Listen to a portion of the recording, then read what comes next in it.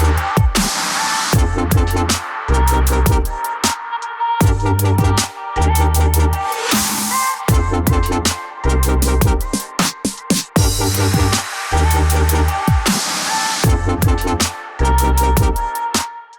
learners, my name is Mr. E.N. Hove. I am the facilitator for History O-Level. I'm from the Rentals Nabuku. So today we want to talk about World War I. This is called World War I, or the Great War, from 1914 to 1918. So the World War I took a period of 4 years. Something interesting happened there. Why do we really want to know the World War I? We want to understand the international affairs probably that is happening currently. We are looking at the Russia-Ukraine war. Can we really call it a world war? That's for us to discover in this lesson.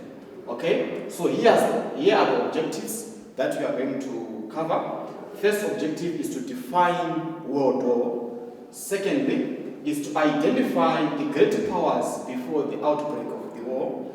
Thirdly, to assess effectiveness of some of the causes of World War I.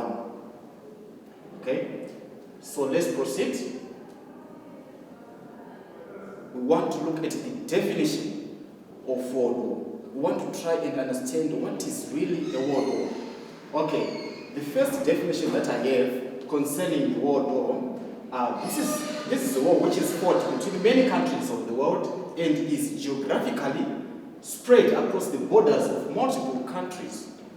Okay? So we are looking at the involvement of a number of countries encroaching each other's boundaries. Then we can call it a world war. The moment we involve many countries in a war, that automatically becomes a world war. Remember, they are not only the war involves the military personnel, the involvement of the military troops. Okay? So we are looking at the encroachment of each other's boundaries, geographical encroachment. We go outside the borders.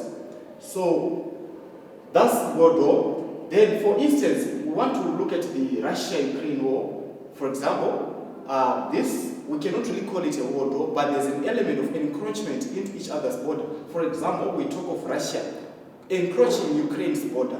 That's a war, but we cannot clarify it as a world war. But when we are talking about, when we are dealing with the World War, we are looking at numerous countries fighting over certain conflicts, right? What was so interesting, what was so fascinating about this World War, it involved the use of technology. For example, we can talk of heavy ships and artillery like tanks, and also we can talk of the losses. We have 20 million civilians and the military personnel who perished in the World War. Right, currently up to date, we only have 2 World Wars. That is World War I and the World War II. So basically, in short, if we want to try and understand the World War, we look at the involvement of multiple countries and encroaching each other's boundaries geographically. Okay? So we move on to the next issue. Right. What is of great interest is to try and understand. Remember, we have alluded to a multiple number of countries. We try to understand which countries were involved in the Great War. Firstly, we have Germany. Secondly, we have Britain. Thirdly, we also have Russia. There is France. There is Italy. There is also Serbia. Okay? Okay, not forgetting the famous Austria-Hungary. Remember, Austria and Hungary, these are 2 separate countries, but there was a joint cooperation. Okay? Now, I want you to understand. So what is very important is we are looking at multiple countries involved in the Great War. For example, Germany, Russia, France, etc. Okay, I want to move to the next aspect. Okay, now we are now aware of the countries that were involved in the World War. We want to try and understand what were the causes of World War or the First World War. What really caused? We cannot have a war without causes. We cannot start a war without a background. There must be issues that must be addressed, that there must be issues that failed to be addressed. Okay? So we have to understand the causes of World War.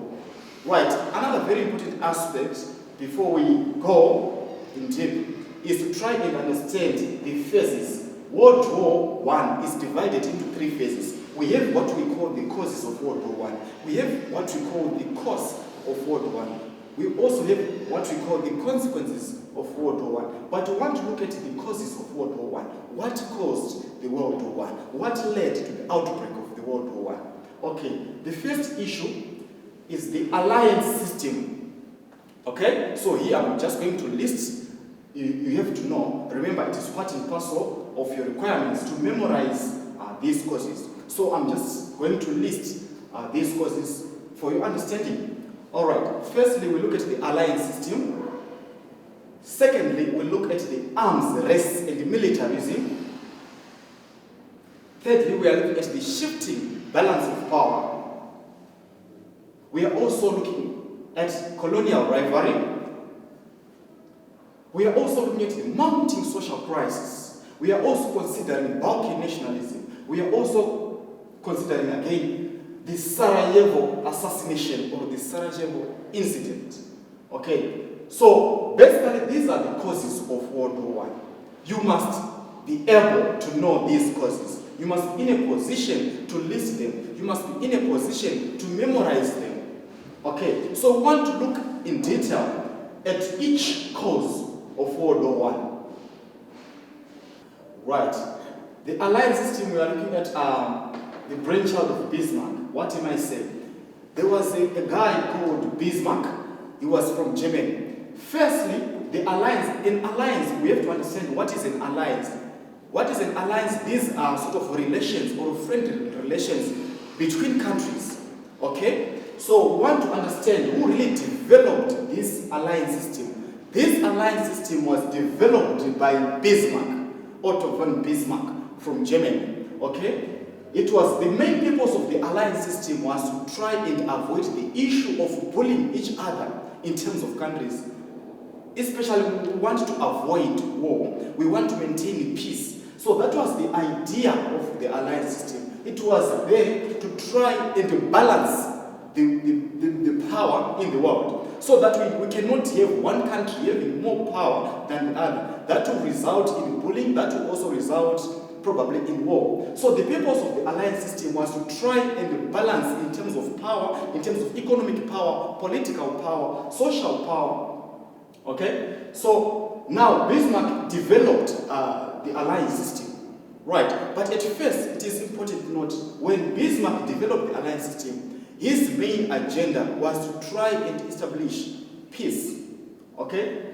So we want to understand who really developed the alliance system. That was Otto von Bismarck, obviously. Okay? Right. Then it was the issue of peace. What am I saying about peace? Okay. So basically we are looking at the alliance system. Right. Okay, we are going to take a short break. Then we'll continue.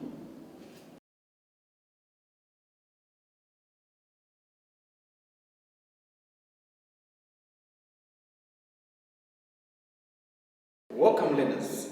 Okay, with me, of course, you are Mr. Bobby. All right, we have been looking at the alliance system, right? We talked about the brainchild of Bismarck. We talked about the issue of peace. What do we mean by the issue of peace? We are saying Bismarck wanted to preserve peace in Europe and the rest of the world, so as to avert and avoid world war. Okay, so the purpose of the alliance system was to make countries equal in terms of economical, in terms of politics, in terms of social. Okay, that is very, very important. Right? Then from there, we have what we call the size of 2 alliances. Remember, in the case of the alliance system, there was what we call the Triple Alliance and the Triple Entente. Alright, so that was the 2 alliances that were involved in the alliance system. Right? Right, then we also have the issue of Kaiser William II, right, from Germany. Right, Kaiser William, after the death of Bismarck, he turned the alliance system into probably for selfish gains, okay? So he resorted to use the alliance system as a form of aggression.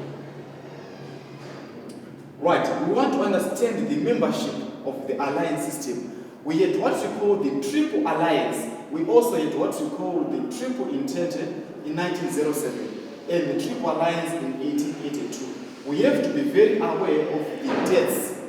Take note of the dates, okay? Right. So we want to try and understand what was the Triple Alliance. The Triple Alliance consisted of three major powers. Firstly, we have Germany, we have Italy, we also have Austria-Hungary. We also have the Triple Entente right on the other side. That is, we have Britain, we have Russia, we also have France. Right, but there was something sinister about these alliances. Right, we have to look at the membership. Right, the formation of the Triple Alliance in 1882. Right, the triple aspect, which means three major powers. The formation of the Triple Alliance 1882, it was more of a military agreement. A military agreement between which countries? A military agreement between Austria-Hungary and Germany. Right, in the event of a war, if any of them is attacked by any country, Germany would assist or Austria would assist likewise or respectively. Okay, that was the Triple Alliance. Then we also have what we call the Triple Entente. The Triple Entente, this was not like a military agreement. This was more of like a friendly agreement. Okay, there were cordial relations in these countries. Right? Right, but at the end, towards the outbreak of the World War in 1914, we have to be very, very careful and understand that the Triple Entente, which was formerly a friendly agreement, turned out to be a de facto. What do I mean by a de facto? That's French, meaning military agreement. Okay, so we want to look at the membership in the alliance system. Right, we have what we call the Triple Alliance. The Triple Alliance consisted of Germany, Austria-Hungary, and Italy. Take note of that, learners. Right? Then we also have what we call the Triple Entente. The Triple Entente comprised of Britain, Russia, and France. Right. What happened before? We have to understand again the issue of Britain, especially as a country on its own. Britain during that time, she was a powerful country in terms of navy. She controlled all the trading rights. She dominated the sea. So Britain was a powerful country. Then we had a country like Germany from the Triple Alliance. She wanted to be recognized as well. So it was Germany wanted to prove a point that she was ready to challenge any power in the world. Okay? So now what did she do, Germany? She tried to isolate Britain. That isolation is what we call the splendid isolation. Britain was left in a state of splendid isolation. How? Because Germany and Austria-Hungary at first, they formed an alliance together, later on joined by Italy. Russia and France had already an alliance before. Britain alone was focusing on her development. She later realized that she was left isolated. She was in a state of splendid isolation. Right, so we have to look at the Entente Cordiale. The Entente Cordiale, that was an agreement between France and Britain. It was a friendly alliance. Right? So, ladies and gentlemen, that was the alliance system at its best. So we have to understand key issues concerning the alliance system. What are the key takeaways? We have to understand the membership of the alliance system. We have to understand the two groups that were involved. That is the two hostile camps. These camps, they didn't see eye to eye. The Triple Alliance and the Triple Entente. All right, so they created division. So because of this alliance system, the whole of Europe was divided into two. From other group, we had the Triple Alliance. Then from the other group, we also have the Triple Entente. So Europe was divided into two hostile camps. And there was no good eye between these two camps, right? So basically that is the membership, that is all about the alliance system. Then you also have to know again the members that were involved in each alliance, in each group. For example, you have to understand again the deaths, the formation of the Triple Alliance. You have to understand the deaths of the formation. You also have to understand the countries that were involved. You also have to take note of Britain in a state of splendid isolation. You also have to understand that the alliance system at first, it was not an evil mind you. It was meant to maintain peace in the world. It was a good ship trying to maintain peace in the world, brought by Otto von Bismarck from Germany. However, it was later exchanged or later changed to a military agreement or to a military system, probably for selfish gains especially. Right. Then from there, we have to look at the other cause of World War I. That is the arms race and militarism. Okay. So when we are talking about the arms race, that is in competition over weapons. So that's arms race. Arms are talking about weapons. Then militarism, we are talking about the soldiers, the military personnel. All right. So we want to understand the arms race and militarism. All right. From the arms race and militarism, what is very important? What is very important is to try and understand the two countries that were involved in the arms race and militarism. We will look into this after the break.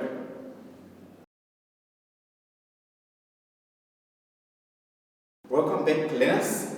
We were looking at the arms race and militarism. Remember, like we have said before, I have said there are countries that were mainly involved in the arms race and the militarism. That was Britain and Germany. Remember, Germany, she was competing with Britain. Germany, she was a recently developed country, and she wanted to prove a point that she is indeed ready to, she wanted to change the balance of power. She wanted to be recognized in the balance of power. Germany. So we have the arms race and militarism. Right. The first point is Britain maintained the biggest and strong navy. What do we mean by navy? Navy, everything that involves the sea, the military personnel. We are looking at the soldiers at the sea. Unfortunately, in Zimbabwe, we are a landlocked country, but we only find navy in countries where there are seas, where there are oceans. It is part of the army. In Zimbabwe, we have the air force, also have the ground force. But in countries where there is the sea, we have the navy, the air force, and the ground force. So that is the navy. It deals with battleships. It deals with soldiers, the army in the sea, the army specializing from the sea. All right. Then we also have to understand, looking still on that particular aspect of the navy system, we have to understand that Britain alone, she was the sea lion. During those years, Britain was touted as the sea lion, as she controlled and dominated the seas. Right. However, there were changes coming from Germany. Right. Germany also believed she can also dominate the seas, right, as the basis for world power. So Germany wanted to prove a point that she was also ready to challenge any country. She was also an economic power. She was now an economic power giant, especially after the unification of Germany. So she had developed. So she wanted to be recognized. She wanted to be also invited at the sitting table of the world leaders. Right. So Germany, in trying to prove a point, she had to challenge Britain, especially in arms and what? In the militarism. Okay? Then, we also have to understand the Kaiser of Germany. He referred to himself as the Admiral of Atlantic. Okay? Then we also have Britain on the other hand. Remember, Britain was now aware of the intentions of Germany. That Germany wanted to also compete with her, especially in the seas, in the navy system. So Britain, as an economic giant, as a sea lion, she was not determined to lose. Okay? She was ready to fight. She was also ready to showcase why she is called the economic giant, why she is the trade powers. Right. What did Britain do to try and put a challenge to France? Britain launched what we call the HMS Dreadnought. This was a famous battleship that was touted to be the biggest during that time. It was a ship, it was a battleship of unique features and very good technology. It was the best during that time. So that was a direct challenge by Britain to Germany in terms of arms. Britain was proving a point there that indeed she is the sea lion, that she is indeed the economic giant, she is a powerhouse. Right. Then we also have to understand what did Germany do in trying to respond to the Britain's HMS Dreadnought. Germany responded by creating more dreadnoughts. A year later, dreadnoughts were also created by Germany to try and match Britain. So that was also a bigger challenge. So that was a competition, right, between these countries, Britain and Germany. Okay? So basically, that is all about the arms race. But we want to look at the militarism aspect. We have countries like Germany. Okay, Germany not only improved her battleships, she also improved her military personnel. Imagine 5 million personnel were increased in the German army service. Then on the other hand, we also have countries like Russia and France. Noticing the competition, they also began to increase their military personnel. Right? For instance, France increased their service, the military service, from 2 to 3 years in the military services. Also, Russia improved their troops by 50,000. So again, that was the competition for weapons. Again, competition in terms of military personnel, so that they will start something. Both countries, all the countries, the major powers, they will be ready for war in the event that the war erupts. So they will be ready. So that was the main conflict. That was also the conflict, the arms race and the militarism. Okay, so basically, that is all about the arms race and the militarism. What should you note? You have to note the key countries that were involved. The main competition was between Britain and Germany. Okay. Then we also have to look at the military personnel. We also have to look at the introduction of battleships. For example, the famous HMS Dreadnoughts, and also the response by Germany. So this was arms race and militarism at its best. Okay? So we want to look at another cause. That is the mounting social crisis. Right? So that is also another important cause of the First World War. Right, we want to understand the social crisis that was happening in Europe. All right, so if you look at the first point there, European governments encouraged aggressive nationalism as a way of keeping power. All right, so remember there was the spirit, there was the voice of nationalism. When we are talking about nationalism, we are talking about self-rule, the determination to what? The determination to rule. Okay, so that increased something, that instilled something, a spirit, a new spirit, which is not good really, in the major powers. For example, some people were not aware of what a war looked like after the Franco-Prussian War of 1871.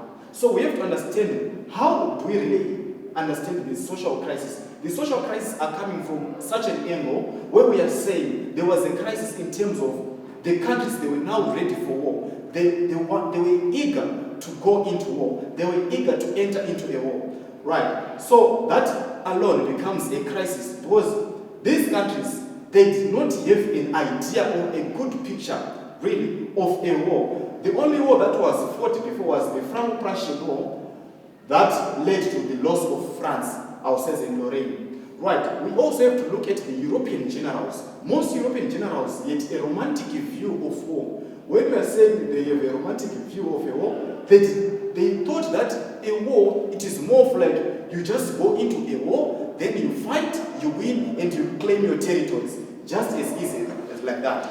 So that was another issue. However, there were mobilization plans by European nations to show that they were ready for war. Okay, so basically that was the mounting social crisis, the crisis that the countries, they were ready for war, they wanted to experience war. It was new to them, they had a romantic view of the war. However, we are going to look at the mobilization plans by European powers. So we will discuss in the next lesson.